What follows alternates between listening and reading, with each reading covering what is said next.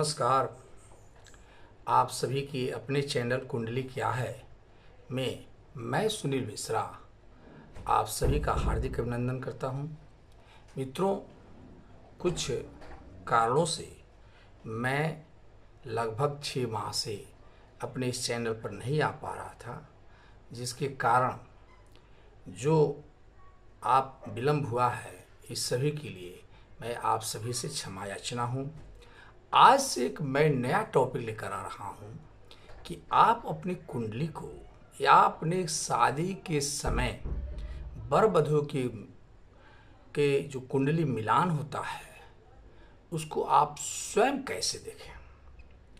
साथ में इस टॉपिक में आगे भी होगा कि बिना कुंडली के कैसे मिलान करें वर वधू का, अनिवार्य क्यों है। वर वधू का मिलान जो कुंडली से होता है, जिससे अष्टकूट मिलान कहा जाता है, यानी जिसको गुण मिलान गांव जो है गुण मिलान कहा जाता है। यानी ये कुंडली में टोटल अष्टकूट मिलान का मतलब 8 वर्गों में इसे बांटा गया है, और जो पहला वर्ग है उसे हम लोग वर्ण विचार कहते हैं। तो 8 वर्गों में बांटा गया और ये 8 तत्वों को में टोटल जो योग दिया गया वह 36 योग दी गई, जिसे 36 गुण कहा जाता है, जिसमें वर और कन्या की शादी के समय मिलान करने के उपरांत कम से कम 18 गुण आना अनिवार्य माना गया।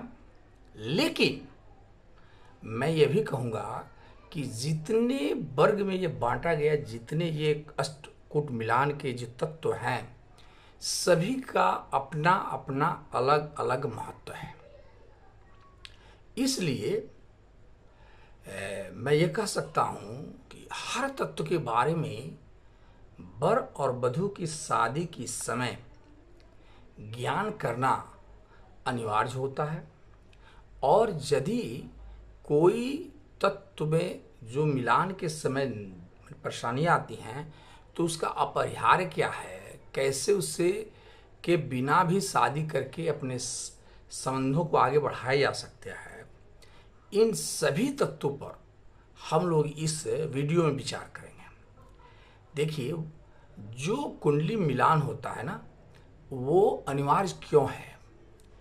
यह व्यक्ति के चरित्र को, व्यक्ति के स्वभाव को, व्यक्ति की सामाजिकता को, ये सब कुछ कुंडली के द्वारा दर्शाया जाता है। और उसी को कन्या पक्ष में वो तत्व क्या क्या हैं, यह देखने के पश्चात हम संतुष्ट होते हैं कि क्या इनका जीवन सही संचालन हो सकता है। इसके लिए जो अष्टकूट मिलान है उसमें सबसे पहले जिस तत्व को दिया गया उसे हम लोग वर्ण भी कहते हैं, वर्ण विचार। और आज हम लोग इसी वर्ण विचार पर हम लोग चलेंगे। वर्ण जो दिए गए, अब एक बात मैं बता दूं, वर्ण का शाब्दिक अर्थ जाति से होता है। जैसे हम लोग जातियों में विभक्त किए हैं, वैसे व्यक्ति जन्म के समय से ही अलग अलग जातियों में वर्णित है, अलग अलग जातियों में उनका पाया जाता है। जैसे जो 4 वर्ण दिए गए, ब्राह्मण वर्ण, क्षत्रिय वर्ण, वैश्य और शूद्र, कुंडली में अलग अलग व्यक्ति अलग अलग वर्ण के होते हैं। अब जैसे जिनके वर्ण ब्राह्मण वर्ण होगा, निश्चित रूप से वो व्यक्ति जहाँ बुद्धिमान होगा, ज्ञानवान होगा, आध्यात्मिक तत्वों को प्राप्त करने वाला होगा, ठीक है। इसके अलावा वो एक अच्छा सलाहकार भी होता है। अब जिसे जो है ब्राह्मण वर्ण मिला है कुंडली में, अब जहाँ वो एक सलाहकार है, आध्यात्मिक तत्वों को मानने वाला है, वहीं अगर उसकी शादी किसी वैश्य वर्ण से कर दी जाए जो वाणिज्य को जानता है, जो हमने कहा जाए कि व्यापारिक तत्वों को जानता है, जिसको अध्यात्म से कोई लगाव नहीं है, तो क्या होगा, वैचारिक विभेद होने लगेंगे। तो कहने का मतलब यह है कि वर्ण विचार भी अपने आप में, जबकि इसको एक ही पॉइंट मिला, अपने आप में महत्वपूर्ण है। और इसके लिए जो 4 वर्ण दिए गए, मैंने पहले ही ब्राह्मण वर्ण के बारे में बता दिया कि ब्राह्मण वर्ण में पैदा होने वाले बच्चे जहाँ बुद्धिमान होते हैं, ज्ञानवान होते हैं, आध्यात्मिक तत्वों को जानने वाले होते हैं, ये विचार विमर्श करके कोई कदम उठाने वाले होते हैं, जहाँ अच्छे सलाहकार होते हैं, वही क्षत्रिय वर्ण के जो बच्चे होते हैं, इनमें साहस कूट कूट कर भरी होती है, नेतृत्व करने की क्षमता होता है, अच्छे योद्धा होते हैं, सैन्य भूमिका को निभाने वाले होते हैं, मतलब सैन्य युद्ध विचारधाराओं को मानने वाले होते हैं, यानी युद्ध विचारक होते हैं, यानी आक्रामकता इससे पाई जाती है। इसी तरह से वैश्य वर्ण को हमने बता दिया कि वो वाणिज्य व्यापार क्षेत्रों में उनकी मन लगता है, जहाँ शूद्र वर्ण के लोग जो हैं, जो पालन पोषण करने वाले होते हैं, दयालु टाइप के होते हैं, लेकिन दासता को स्वीकार करने वाले होते हैं, ठीक है, और इन्हें देखभाल करने की अच्छी अनुभव होती है। ये 4 तत्व हैं, 4 प्रकार के लोग हैं, 4 विचारधाराओं के लोग होते हैं। अब वर्ण दोष कहाँ हो जाएगा कुंडली में, इसके लिए 3-4 बातों पर ध्यान देना होगा। पहली बात कि यदि कोई लड़की ब्राह्मण वर्ण की है तो अपने ब्राह्मण वर्ण में ही उसकी शादी होनी चाहिए। अपने से नीचे यानी क्षत्रिय वर्ण, शूद्र या वैश्य में शादी करना अपरिहार्य, उसको वर्जित किया गया है, ठीक है। इसका कारण क्या है, अब मान लीजिए कि कोई लड़की विप्र वर्ण की हो, ब्राह्मण वर्ण की हो, और वो ज्ञान प्रस्तुत करने लगे अपने पति के सामने।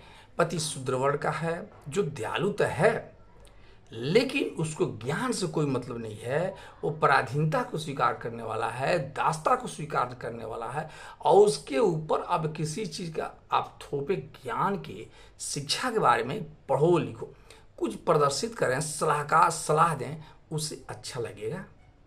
बस यही डिफरेंस जो होता है। इसलिए यदि जो जिस वर्ण के हैं उसी वर्ण की लड़की मिलती है तो यह शादी वर्ण सर्वोपरि होता है। लेकिन यदि लड़की और लड़का में लड़का अगर उच्च वर्ण का है, जैसे ब्राह्मण वर्ण का लड़का है, लड़की क्षत्रिय वर्ण है, शादी हो जाएगा। क्योंकि पुरुष माने हमारे जो वर्ण व्यवस्था है, इसमें ये माना जाता है कि लड़कियां सामंजस्य बनाती हैं, सामंजस्य बनाकर जीवन व्यतीत करती हैं। इसलिए यदि उच्च वर्ण में वर है तो निम्न वर्ण की लड़की से शादी संपन्न करने में वर्ण दोष नहीं लगता है। लेकिन यदि लड़की उच्च वर्ण की है तो शादी नहीं होगा, ठीक है। इतना तो आप जान गए। इसलिए कुंडली जब देखें तो सर्टेनली पहले तो दोनों के वर्ण को मिलान करें। दोनों एक वर्ण के हो तो सर्वोपरि है। अगर दोनों एक वर्ण के नहीं हो तो लड़का की वर्ण उच्च कोटि का होना चाहिए, यानी लड़का ब्राह्मण वर्ण का होगा तो लड़की क्षत्रिय होगी तब भी चलेगा, लड़की वैश्य होगी तब भी चलेगा, लड़की शूद्र होगी तब भी चलेगा। लड़का क्षत्रिय होगा तो वैश्य शूद्र में भी लड़की हो तो शादी संपन्न हो जाएगी, उसमें वर्ण दोष नहीं माना जाता है। अब कुंडली से कैसे जाने कि किसका कौन वर्ण है, इसके लिए आपको बहुत मेहनत करने की जरूरत नहीं है। 12 ग्रह दिए गए हैं। कौन कौन, जो राशियां हैं, राशियां जो हैं वो 12 हैं, ग्रह 9 ही होते हैं। तो उसमें क्या है, मेघ, वृष, मिथुन, कर्क, सिंह, कन्या, तुला, वृश्चिक, कुंभ, मकर और मीन, ये 12 हैं। अब सबका अलग अलग अंक है। जैसे जिस मैंने जो कुंडली के चक्र है उसमें जो राशियां हैं उसमें अगर चक्र में अगर 1 और 8 लिखा हुआ है तो माने कि वो व्यक्ति मेष लग्न की मेष राशि है उसका।